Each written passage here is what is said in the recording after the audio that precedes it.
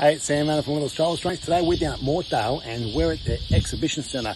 They're a four-wheel drive. They do all the Land Rovers, and we've got a Land Rover 110 series, and we're going to put some anchor points in the middle row there. This doesn't come out with anchor points in these cars there, so we've actually had the seats tested. We've got the brackets for them, and so it's ready to go. So I'm going to show you this here. They fit them all out, these guys. So that's what they do for them.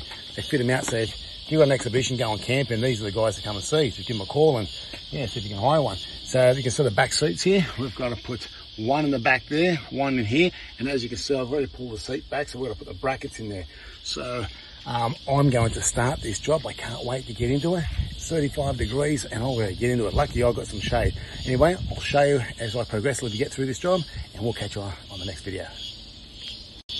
Okay, we've finally finished the Defender, the 110 series. And now I want to show you what it looks like in the back of the seats. What I call a good job. Well done.